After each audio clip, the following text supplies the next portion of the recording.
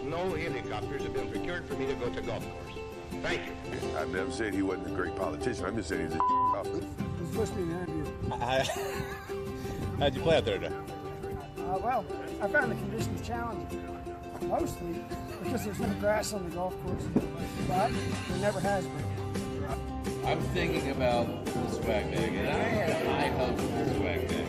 When you got 3 crevices on the green, your course is trashy. What's happening, everybody? Welcome back to the Beltway Golfer Podcast. I'm your host, Alex Dixon. We are on episode 84 and got a few guests today. The U.S. Girls Junior is happening this week, and I'm joined by 3 young ladies, Emerson Roychoudhury, Sophie Cao, and Kanchana Duangsam. All 3 grew up playing golf here in Northern Virginia and have competed against each other, and all 3 qualified into the U.S. Girls Junior taking place this week, kicking off on Monday, July 15th, out at El Caballero Country Club just outside Los Angeles. And so decided to have all 3 girls on. We had a little conversation with all 4 of us, and it was fun to get to know these young ladies and a little bit about their golf game and their golf careers.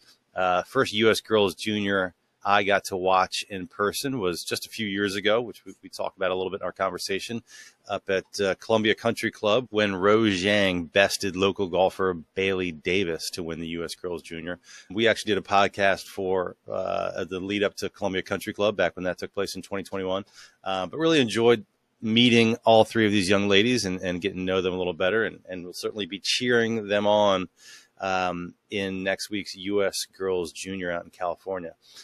Before we get into the conversation, I also want to shout out another former podcast guest who took home a huge win this week. Miss Bailey Bish won the 3rd annual U.S. Adaptive Open. She won the overall women's category. She was competing in the neurological impairment division, but she won the overall women's competition, another USGA event. And if you go back, she joined the Beltway Golfer Podcast back on episode 49 when we interviewed several participants for the U.S. DGA at Laurel Hill, which is the United States Disabled Golf Association. But Bailey's certainly come a long way, and for her to get this win, to win a USGA event, congratulations to her. It's pretty cool. So go back and check that out if you haven't heard it. Episode 49 of the Beltway Golfer Podcast. You can listen to Bailey Bish, and congratulations to her on winning the 3rd annual U.S. Adaptive Open Championship. Want to get to the podcast here. Certainly remember to go to Pinned Golf. They certainly remember if you're in the market for a new rangefinder or on-course speaker, go to Pinned Golf, PINNED Golf, and enter code BELTWAY to get 15% off your order. We've been using the Pinned Golf rangefinder for some time now. Works great. Super accurate.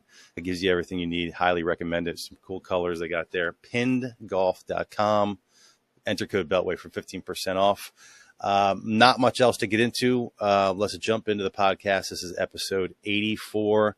Enjoy, and make sure to cheer them on at next week's U.S. Girls Junior. All right, ladies, thank you for joining me here on the Beltway Golfer Podcast. I'm joined by Kanchana Duangsam, Sophie Cao, and Emerson Roychoudhury. I've done several podcasts with many people, but today we're going to have a conversation kind of with all 4 of us. I want to start off by congratulating all 3 of you for qualifying for the U.S. Girls Junior, which is next week. One of my first questions, I want to hear a little bit about each of kind of how you got into the U.S. Girls Junior. You're qualifying. I'll start with Emerson because, Emerson, you made the U.S. Girls Junior last year, right? Yeah, I did. So I did the same qualifier that I did last year in Williamsburg, and I had the same caddy that I did. And it's just a one-day qualifier, so I got it there the day before, played a practice round, and then Sophie and I were actually at the same qualifier, so we didn't play together, though.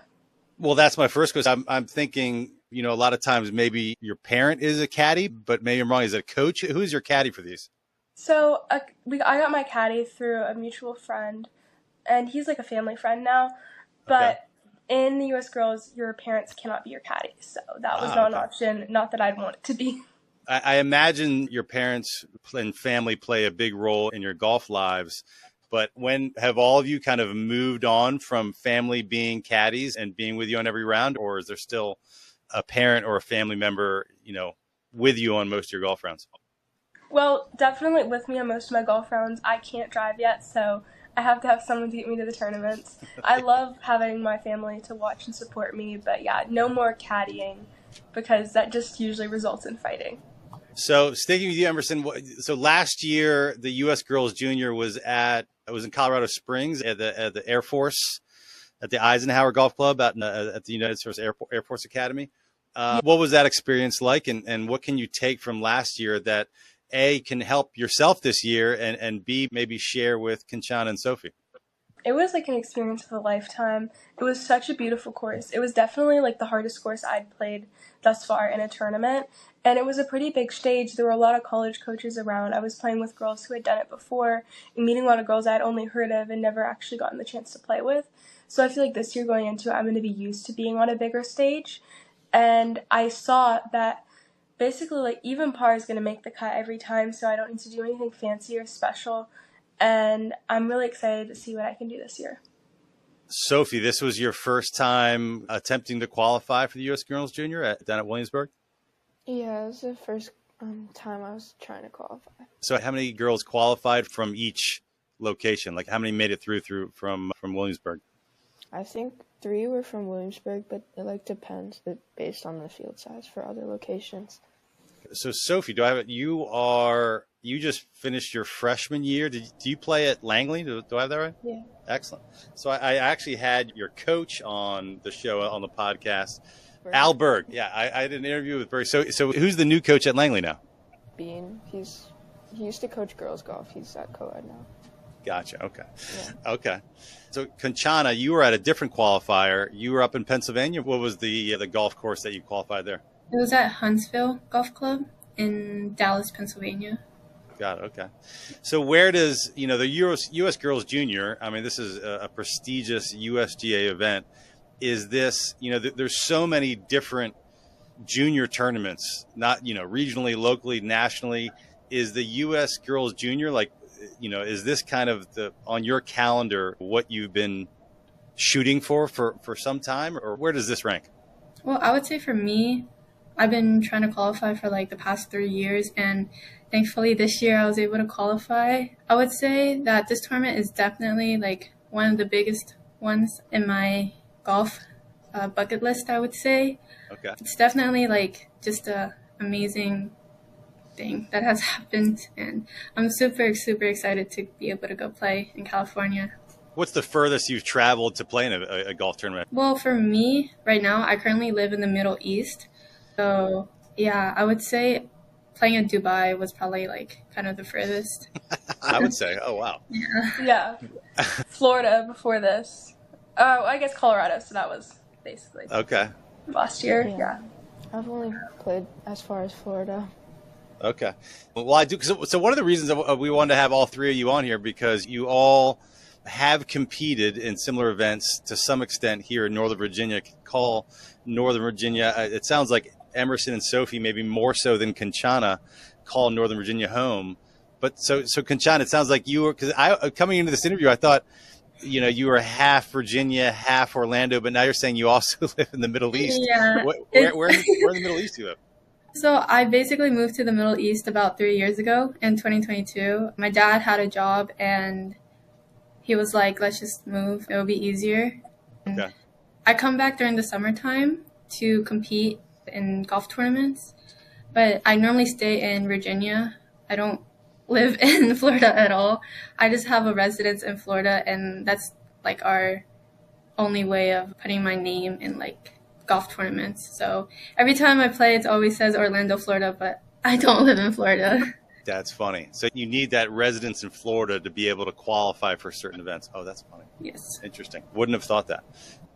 And Sophie, so you play at Langley. Emerson, where are you in school, and where do you go to school? I'm homeschooled, so I Okay. don't play high school golf. Got it. Does being homeschooled, does that allow you to, I imagine that allows your schedule to play golf.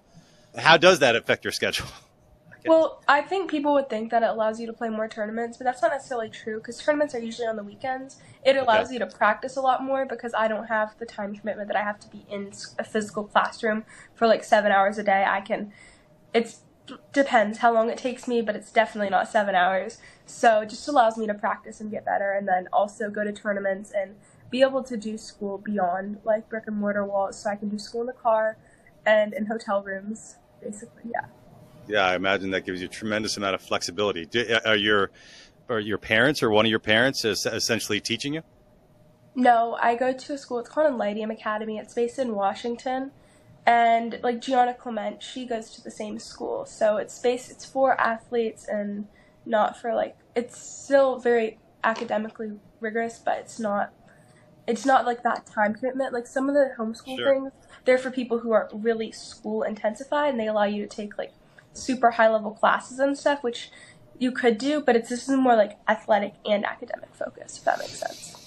It absolutely does. I'm not familiar with that. I've never really thought about that, but it makes all the sense in the world to have kind of a program that allows young athletes to be more flexible with their time so they can travel to different events. Interesting. I'll have to research more of that. How long have you been doing that?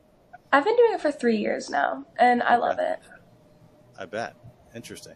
So what is the history between the three of you? Have you grown up playing one another or competing against each other in tournaments? Like, do you guys know each other very well? Yeah, so Emerson for a long time. Yeah. Okay. So Sophie and I are the same age, so we've played like forever in US Kids and stuff. And I think I've known Kanchana longer than I've known Sophie though, because you probably started playing before Sophie, but yeah, US Kids is definitely where it all started. And I don't know, I have so many memories. Like Sydney, New, and Kanchana, they would always have playoffs together. And we'd all go out and watch, and it would be so much fun. And then Kanchana would have to give speeches, which she didn't like. But we would help encourage her to give speeches. Yeah. And then Sophie and I, we played at the No to Begay qualifier, when it turns out we both didn't need to qualify, but we played anyway, which because we didn't know, and we actually had a really good time. Because it was just like the two of us with this other boy that he wasn't really involved with us, and we had a great time. So, well, let me ask you this. How long have you each been playing golf? When did you pick up the game? I think I started learning when I maybe like 5 years ago, but I only really started playing tournaments like 4 years ago, I think. Oh, wow. And how old are you now? I'm 15. You're 15. Interesting. So you started playing tournaments almost like right after learning the game. That's interesting. I had, on one of my last podcasts, I had last year's U.S. Boys Junior winner, Brian Kim, who's also from the Washington, D.C. area on. And he was kind of similar. I'm trying to remember, but he said he didn't pick up the game of golf, I think, until he was like 11 or 12. He said something that kind of blew my mind. But that's interesting. I mean, so that's a big kind of leap. I imagine a lot of the other girls in this competition have been playing for longer. So, Kanchana, how about you? When did you pick up the game? I first touched the golf club about 5 years old, and I started competing US Kids and around 6 years old. So I've been playing about 11 years now. Okay. Emerson, yourself? First touched a club, same, like around 5, but I started playing competitively at 7. And Kanchana and a bunch of the other girls in my age group, they started playing at like 6 and 5, so I felt like I was late to the game. But then Sophie showed up, started playing at 11, so she was the one who was really late. At that young, when you're 5 or 6, you can find competitive tournaments to play in even that young? Yeah, US Kids, 7 and under. What do I know? That's impressive. So when did you start, like Kanchana and Emerson, when did you start, taking the game really seriously? Like, did you start working with coaches pretty young? Yeah, for me, I had, I think multiple coaches when I was younger, but right now I stick to only one. I started, taking golf seriously about the age of 9 years old. My parents were really, committed to it, and I was like, okay. And I was really, it was just a dream, especially because I would always want to turn pro, and I'm like, I need to turn pro and persuade this dream of mine. Interesting. Emerson? Yeah, I would say I started taking it really seriously. I mean, I always had coaches and practice and stuff, but It really started like after COVID, and I was homeschooled, and you really start making sacrifices to just put golf as like your number one sport, and you start doing things other kids aren't, which I'm sure you guys are like really familiar with. And especially like it feels like my life is I'm always packing and unpacking like literally every single week. But that's when you start taking it seriously and practicing and putting the hard work in. When does that switch happen? And Sophie, I'll let you take this one. Like when you said you just started picking up golf when you were 10 years old and started playing tournaments in 11, like when does that switch happen? Like I have a son who's 8 years old, and, you know, we got him play golf, and he enjoys golf. But, you know, when does it all of a sudden become, hey, wait a second, this is something I really want to do. This is something I want to take seriously. This is something that I want to take, you know, that might separate myself from my friends at school, and that I'm going to take this another level. Like, is there like a switch, or is it just because you're playing really well? Sophie, how would you answer that? Well, like for me, it kind of happened during COVID too. And like up until then, I was also doing like a couple other sports. So I didn't know that golf was like the one thing I wanted to do. But then I guess during COVID, I started practicing more, and like the practicing actually led to me getting a lot better. So that's it. Got it. Did you have anybody, you know, you have family members that are golfers? No, no one in my family's a golfer. No one. Interesting. Do you have, and maybe this is for everybody, this is kind of a, you know, you guys can answer that first question, but, you know, some of this, I imagine you have to, there's got to be inspiration out there. Like, you know, golf, you know, don't get me wrong, I love golf. I host a golf podcast. I'm obsessed with golf, but golf is also like a niche sport. You know, it's not, you know, basketball or baseball or softball or soccer or some of the more popular sports. You know, what, you know, aside from just kind of getting better and doing well, like, you know, are you watching the LPGA, the PGA, you know, are there certain, you know, college golfers, like what kind of drives you to this sport? Anyone can take that. I wouldn't say I watch golf, but I like to watch like more like motivational videos of David Goggins, and he's always talking about just, you know, being more disciplined. And I'm like, I always live by this quote. It's called "One Day or Day One." And that's just my motto of like getting myself to practice and just striving to become better every day. Yeah, for me, when I was like, I'd say 10 or something, we were big Ohio State fans, and we were at the Ohio State like golf practice facility, and one of the girls who was on the team, like she points out a locker and she says like, this is your locker, use this as motivation. And that was pretty cool for me. But it's really hard with golf because, as you said, it's like a niche sport. Like it's not something super, it's competitive, but it's not like a team sport. Mm-hmm. And so it kind of gets tiring after a while. So you have to find like a bigger reason beyond yourself to keep doing it, or else you're kind of going to get lost in the practice cycle and just like tournaments that you don't know why you're doing it for. So for me, it all comes from, I want to get a college scholarship so I can pursue my dream of going to college and graduating and becoming a forensic interviewer / therapist, so I can help kids who've been victims or witnesses of abuse. And that's my passion. So when I'm standing over a putt or any swing, to get myself to focus more and really want to do the best I can. Like I can't miss 2-footers, so you have to focus on them.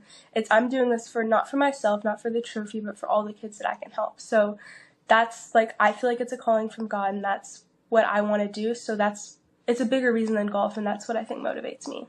Wow, that's impressive. That's inspiring. You know exactly what you want to do. I mean, so is that, you know, if that ends up being your future, you know, you end up getting playing college golf and allowing that to be your career to help those folks you just described. Is that, would you prefer to do that over, you know, becoming a professional golfer? Yeah, I've never had my sights on professional golf. I love golf, but I could not imagine it being my life of like unpacking and packing the whole entire time. I want to help kids, and I want golf to still be a part of my life. Like, I would enjoy playing with friends and playing on the weekends and stuff, but I've never had a dream of going pro. Interesting. Okay. That's refreshing. That's probably unique. And so one of the things, so Emerson, do I have this right? You competed in the drive, chip, and putt in Augusta, right? And do I have it right that you've got a sister that this year did the same? Yes, she did. What was that experience like? It was really fun because the year I did it, I was super nervous because, like, you're on Augusta National and you're inside the ropes and there are all the cameras and stuff. But the year she went, I was outside, so I just got to watch and enjoy. And it was a really cool experience for me, but she's really competitive. I finished 4th when I was there, so her one goal was to beat me, and she finished 5th, so she was like heartbroken that I beat her by like one place, but it's her motivating force to get back there and beat me. So we'll see. So 3 years ago, bring it back to the U.S. Girls Junior. 3 years ago, the U.S. Girls Junior was here in the D.C. area at Columbia Country Club and was dominated by now a world famous golfer. I guess she was then, Rose Zhang. Did any of you go to that event? Were any of you so into golf that you were aware that was going on locally? And, what are your thoughts on Rose Zhang? I was not there, but I heard about it, and I tried getting one of my friends, Sydney, New, to go. I'm like, we need to go. Like, I know she's definitely going to become the #1 golfer. Like, we need to go meet her before. And she was like, no. Like, okay. Yeah, I was like, what? But I tried qualifying in that one, but I couldn't make it. But she's an incredible golfer. I mean, I look up to her. She's just amazing swing. The way she plays, it's crazy. And I watched like the last match and round of that, but I hadn't really watched the whole thing, and I had no clue it was this close. Kanchana's a year older than us, so maybe she was a little more in the know than I was 3 years ago. But yeah, I didn't know that. But also, we're gonna have to really get on Sydney for not letting you go meet Rose, because exactly. that was an experience. We wanted to go meet Alexa. I was like, okay, we can go meet Alexa too. Alexa Pano. Yeah, that would be cool. Yeah. So next week's event, it gets started just in a couple days. We're recording this on a Wednesday. It starts this. When's the first round? The stroke play? Monday. It's on Monday, and so this is a big week. So you have 2 rounds of stroke play, and then potentially 4 or 5 rounds of match play, all the way to the final. So yeah, I'm sure you know the exact one I do, but that's a long week of golf. Has any of the tournaments that you girls have played in, that many rounds of golf, a full week, 6-7 rounds of golf? Have you played an event this large? For me, no, but I played in the VSGA Women's Am a couple years ago. It was 2 rounds of stroke play, and then you make the cut, and then you would play match play. But for me, I got knocked out on the first match play on the last hole, so it's unfortunate, but I guess it's kind of similar to the USGA girls. Yeah, for me, I've never played a tournament that's that long before, but I've had like really long weeks of golf, which I'm sure we all have. Like, I still hold this close to my heart. One week I walked 56 miles and 110,000 steps that whole week. So I'm still trying to beat that. So if I can make it all the way, I think I can beat that number. How many rounds of golf is that? 56 miles. I played 108 holes, 92 of which were competitive. Okay. Wow. Yeah, that's a lot of walking. It was a lot of walking. Sophie, when are you heading out to California? So the U.S. Girls Junior is at a golf course I'm not familiar with, El Caballero Country Club in Tarzana, California. When are you heading out, Sophie, and do you know anything about the golf course? Friday morning, I think. I've never been to LA, so I don't really know anything about the golf course or anything. That's it, yeah. Do you get will they give you a practice round or anything? Yeah, they give us two practice rounds. 2, okay. That's good. This being such kind of a prestigious event, is there anything unusual that you do to prepare for this? Are you going out, like Kanchana, what is the team that you're going out with? Is it just you and your family, or do you have a coach going with you or anything like that? I am going out with my dad and my family friend who's going to become my caddy. And then my mom is going to fly on Sunday. She's going to come watch me play, and then she's going to fly back to Virginia. Got it. Emerson, how about you? I know you got at least you have another. Is your sister going with you? Yes, she is. So we'll see how that goes. But she actually has a job now. She is a content creator / influencer for one of my, Avery Zweig. She plays golf. Her dad owns a cowboy boot company. So she's doing that for like boots. So she has business meetings in LA while I'm having a tournament. So that'll be fun though. I'm really excited. The thing that's different about this tournament is that you can have a caddy. Most of the tournaments we play in, you can't have a caddy. So my dad, we're like big Ohio State fans. He posted on like an Ohio State message board and asking if there are any caddies or like anyone knew anyone who could caddy there. And this guy he's the head pro at Caballero Country Club, actually replied to him and got me like a caddy at El Cab. So I'm super excited. Like, we've been texting and he seems awesome. And I'm actually going to get a tour of Bel Air Friday. So we were also flying in Friday morning, and then like Friday afternoon, I'm getting a tour. So I'm super excited. It's gonna be so much fun. That's huge. So your caddy for the tournament is a local caddy from the actual club, El Caballero. Yeah, he is. Like Wow. they have 5 main caddies, and he's one of those. Oh wow, that seems like that could be a nice little advantage. Yeah, I'm excited. How many? What is the? Do you know what is the field? What is the field size of this? Is it? Yeah. How many girls are in this? Do anybody know? Is it 156? Yeah, about there. Yeah. Because last year that's what it was. And I should have asked this right off the bat because I am curious because it seems to be kind of a wide range. To qualify for the U.S. Girls Junior, you just have to be younger than 18, right? 17 or younger, is that right? Younger than 19, I thought it was. Because there Younger was than some 19, okay. And I should have asked this right off the bat, or maybe not the most polite thing to ask, but how old is everybody? I'm 16. I'm Kanchana's 15. 16. Okay. I'm 15. Okay, so you're right there. But so what's interesting is you could, Emerson, that means you qualified when you were 14, and you could, do you see yourself trying to compete in this event for the next several years? Oh, absolutely. This is like a very prestigious event, and I'm really excited. And it's going to be the highlight of my year. It was the highlight of my year last year. And so definitely going to try to qualify as many years as I can. That makes it that much more impressive because I imagine there's a lot of, older teenagers. 17, 18, some girls that are probably already playing college golf that are either in this event or tried to qualify for it. So getting in at such a young age is huge. What about coaches? Emerson, I do know that you've worked for a long time with a coach that was also on this podcast a year or two ago out of Creighton Farms, Miss Erica Larkin.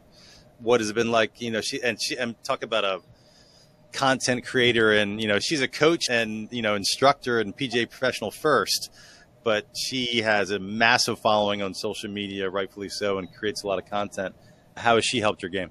Yeah, she's awesome. What you see is what you get with her. So everything that you see on Instagram, like that's real. That's what she does. Like she's shown me the whole, you take the pie thing and you slam it down. Like I have all of that, and I knew it before it was on Instagram, which is also super cool.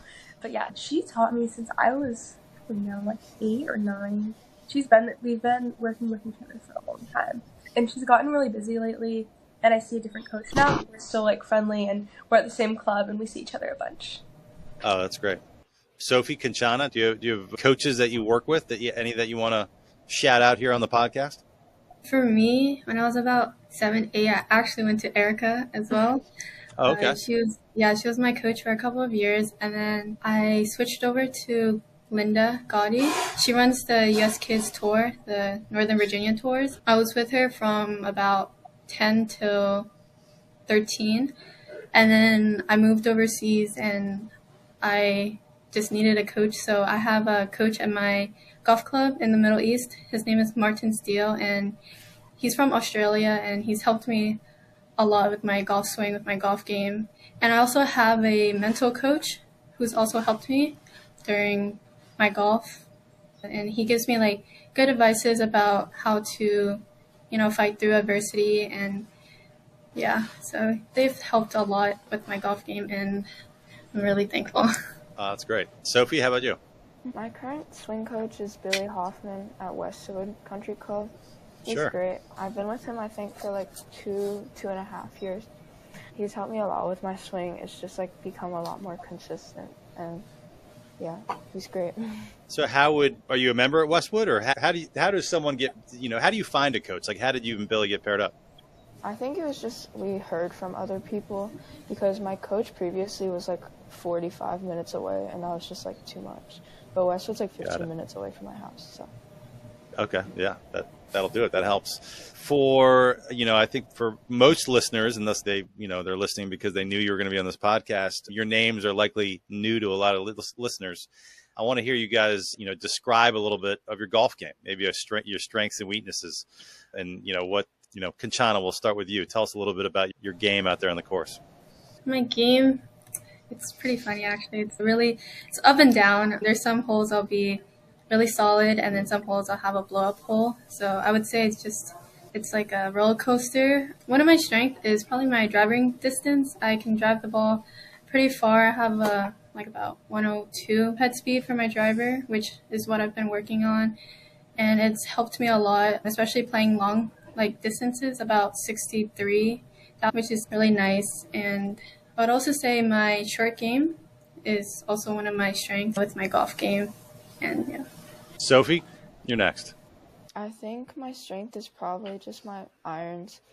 Like, my driver, I don't hit it super far, and I have days where I don't hit it very straight, but I think my punch shots and my iron shots are all pretty good.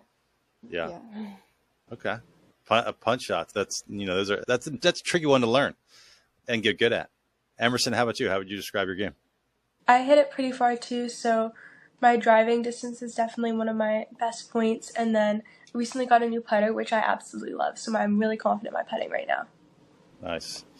I have to ask you, so and I've had a lot of other, not a lot, but a handful of other teenagers on this program. One of the things I always ask, because, I'm much older, I'm in my 40s, but I also have, like I said, I have one son that's into golf who's 8 years old. How the social media aspect and the YouTube videos, there's so much stuff on the internet, especially about, getting better at golf. You all are, take golf very seriously. You guys made the U.S. Girls Junior. This is an incredible feat. You all have coaches. But I am curious, as teenagers, do you fall into the same trap that us amateurs do in watching, coaches on YouTube and Instagram and TikTok that promise the cure to, getting up and down or getting an extra 5 yards in your drive? Do you find yourself watching a lot of swing tips online? I don't necessarily watch any reels or YouTube videos about swings. I do watch kind of a bit on the mental side of golf. Okay. Just watching videos on how to overcome adversity and helping with my mental game. I didn't think David Goggins was going to get mentioned on this podcast, but you mentioned him earlier. I mean, that's a pretty good one to start with. Yeah. Maybe I read his book, so I'm there with you. Really? My dad, he has me read books, so that was one of them, and I actually really liked it. His story is really inspiring, and what he says, I really enjoy hearing it, because some of it, I throw the cursing out, and then I take the rest of it to heart, because I really like reaching for the cookie jar, past experiences. It's all psychologically backed up, which is really cool to see that his experience is true and what he went through is really cool. I don't have any social media, so I don't watch golf videos. I don't watch any videos. Smart. So what about you, Sophie? I do a lot of scrolling. So these golf swing videos do always pop up on my For You page. And I watch them, but I don't take them very seriously. I just watch it for fun. But there's this app. It's a Chinese app. And my mom is on it. And every time she sees something golf related or swing related, she has to show me. That's the same way my mom is. Anytime she sees anything golf related, she has to show me. Yeah, it's my dad as well. Just send me. I'm okay, I'll watch it later, even though I never watch it. Yeah. If they only knew that it just never ends. There's just, there's billions of reels and all kinds of stuff. I appreciate you being honest, Sophie, that you do scroll like so many of us do. I know I'm guilty of that, but I think Kanchana, you got the right idea of maybe focusing on the mental side, and Emerson maybe even more so just ditching social media altogether. I'm sure there's a lot of benefit to it. Yeah. So what, obviously this is a huge event. Again, congratulations on all of you for making this. What else? I am kind of curious, what else, what does the rest of each of your years look like? Next week is a huge week, but we're still only in July. Sophie, so you've got your fall golf season at Langley. Emerson, Kanchana, or Sophie, what are there some other big tournaments? What does the rest of your year look like? For me, it's just AJGAs all around. Okay. And then I have the VSGA Women's Am a day right after I get back from California, so I'll probably end up playing that one. But I start my junior year this year, and I'm currently just focusing on getting recruited, talking to a couple of universities, and hoping to get a scholarship and play college golf. Sure. Okay. Emerson? I have US Girls this next week, and then after that, I'm home for a week, maybe. And I have a charity tournament, which is going to be fun. And then I'm going to Hawaii for 2 weeks, which I'm so excited about. I talked about how making US Girls twice has been the highlight of my golf career. Going to Hawaii is going to be the highlight of my life. I'm so excited. It's going to be so much fun. And then, I have AJGAs and four-ball qualifying, but I'm a big college football fan, and like every Saturday we are watching college football, so we kind of take the fall easier, and we don't play much fall and winter golf. It's really spring and summer concentrated. Okay. I do have to ask, so one of the things, this came out several years ago, I forget what year, but I watched it again recently with my son. But some of these conversations with junior golfers kind of reminds me of it. Have any of you or all of you watched the documentary, The Short Game? Are you familiar? Yeah. Everybody's nodding. Okay, you've all seen it. Have you seen it recently? So, I mean, I can't remember what year it came out. But I'm curious, what does anybody have any thoughts on it? It's kind of a fascinating kind of documentary and follow of all of these different juniors that there's different family dynamics. They have different kind of, personalities on the golf course. And some of them have turned out to be, great golfers. Amari Avery, Alexa Pano, who's on the LPGA. I'm curious if anybody has any thoughts or opinions or memories of watching The Short Game. I have a lot of memories watching it, actually.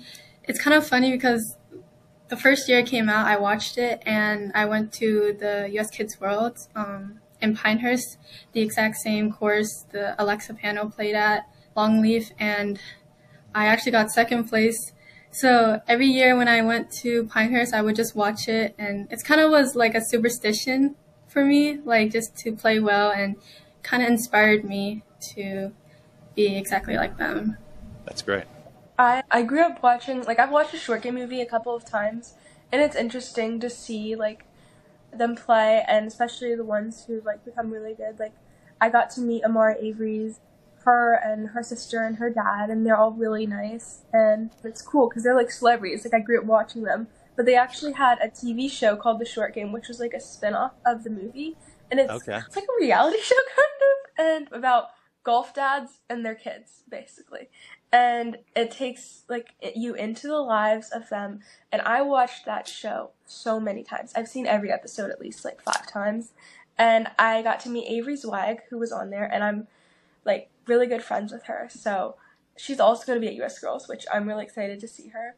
And I also got to meet Morgan Rodriguez, who was on the Short Game TV show, which was also a total celebrity experience for me. So it was really cool to meet these kids that I grew up watching in real life, and they're real people, so it's pretty cool. That's cool. I'm not sure I've seen the TV show version. The spinoff. I'll have to find that. I love the TV show. I think it's better than the movie because the movie's only 90 minutes. The the TV show, it's much longer and more informative. Okay. Well, what else can we chat about here before I let you girls go? What about in I know some of you don't.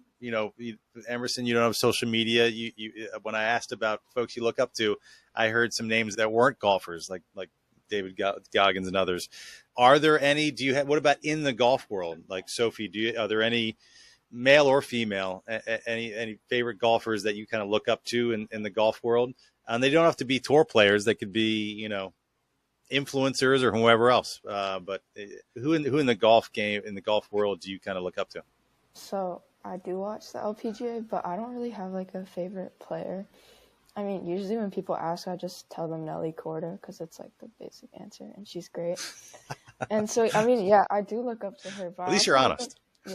I just look up to everyone because I feel all these pros that you watch, they're all really different, and they all have different strengths, and it's just fascinating to watch. You said you do scroll a bit. I mean, are there any pros that you when you're working on stuff with your swing? Are there any pros that you say, okay, I see my swing and that professional and trying to replicate anything like that, or you stay away from that? I used to try to find that, but I didn't really find a good match. Okay, because I thought my swing looked like Lexi's, right? Because she does a little jump thing, and I kind of do that too. But she's 6 feet tall, and I'm 5'2", so that wasn't gonna work. And so I didn't really find anyone. Okay. Kanchana, how about you? I wouldn't say I have anyone I would look up to for swing, but definitely my favorite golfer is Collin Morikawa. I love his ball striking with his irons, and he's one of my favorite players. I was able to see him and watch him play at the U.S. Open this year at Pinehurst, Sadly, I couldn't get his signature. I was literally chasing him from hole 16 to 18, just hoping to get like an autograph from him, but I couldn't find him, and I was really sad. Yeah. Maybe you'll hear this. We'll get you an autograph. Emerson, what about you? So I've been a Jack Nicklaus fan my whole entire life. My dad would like read me bedtime stories of his, like he had all those like instruction books with like short stories about holes he played and little lessons about that. So he's been one of my golf idols, and he is the designer of my golf course. So I actually had the chance to meet him because he comes every year for a charity event. Sure. And I've like spent a lot of time with him. We've become like friends, and it's so cool. I really look up to him because I feel like he plays the game with so much grace and class, and I really admire that, and I hope to do that as well. Also, he has an amazing swing, and the way he's been so resilient, like he was great when he was younger, but then he also like won the Masters at an older age than a bunch of the other competitors, which I thought is so cool. Yeah, he's got a good swing. He's probably the greatest golfer that ever lived. That is cool to have that experience that he, obviously he designed Creighton Farms, that he comes there every year. That's really cool. Not a bad person to look up to in the golf game. Well, ladies, I know you've probably got a lot more prep and you're heading out here in the next couple of days. I want to congratulate all three of you again. Kanchana, I know you said you live in the Middle East. Can you still represent kind of the DC area, Northern Virginia a little bit growing up here in Haymarket? Yeah, I would say okay. I kind of belong to Haymarket. So it's just, yeah. Well, the DC area will be pulling for all three of you, and I hope you guys have a great tournament and much success, and I wish you all the best of luck. Thank you so much for coming on the Beltway Golfer Podcast. Thank you for having us. Thank you. I don't have a good golf game, but I don't really care. I'm a regular dude living in DC, and I want to know about DC-centric golf stuff. If you can tell me something that I don't already know, then that is great for me. I don't want the regular stuff. I want exciting stuff. I want different stuff. I want stuff I can't hear elsewhere. But I want it to be about DC golf.